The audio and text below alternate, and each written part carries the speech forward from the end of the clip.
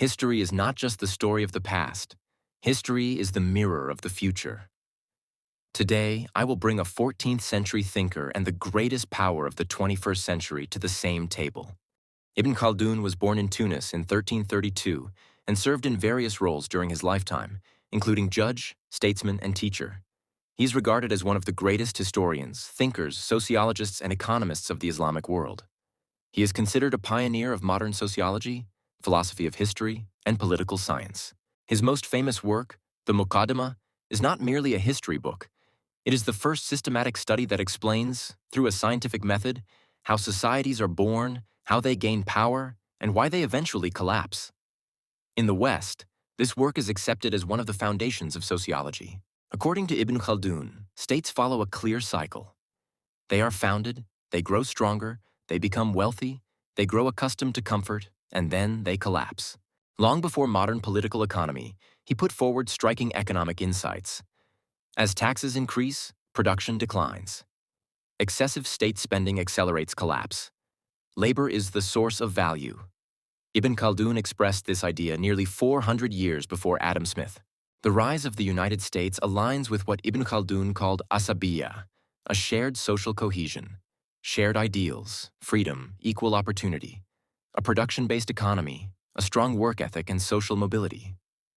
This was the phase when the founding energy of the state was at its strongest. Over time, immense prosperity emerged. The dollar as the global reserve currency, an economy that became the world's financial center, global military and political dominance. But as Ibn Khaldun warned, as prosperity increases, solidarity declines. Today, in the United States, social polarization is deepening. The gap between rich and poor is widening. The shared sense of we is weakening. This is the stage where asabiyyah begins to dissolve. According to Ibn Khaldun, an economy survives through labor and production. In the U.S. case, however, finance and debt are growing faster than real production. Public debt has reached unprecedented levels, $36 trillion.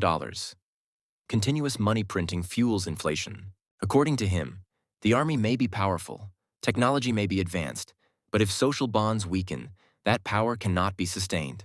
Today, the United States possesses the world's largest military force and a global network of bases. Yet internally, crises of trust, system debates, and legitimacy issues are growing. This is the phase where power is being preserved, but the spirit behind it is weakening. Ibn Khaldun was deterministic, but not hopeless. According to him, there are two paths. Reform and justice slow the cycle.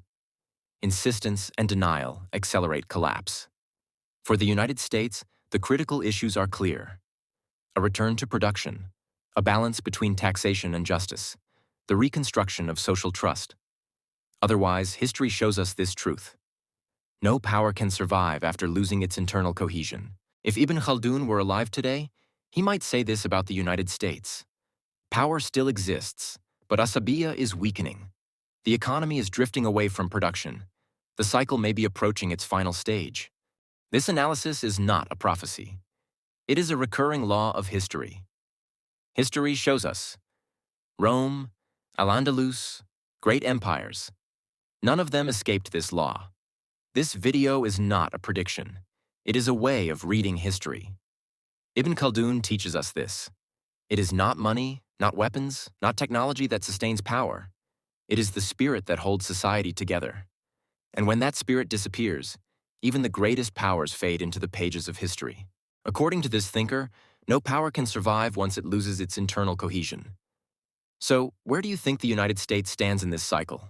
Is the U.S. going through a transformation or a collapse? If you enjoy deep analyses that connect history with the modern world, share your thoughts in the comments. Because history does not speak, but it tells a lot to those who listen.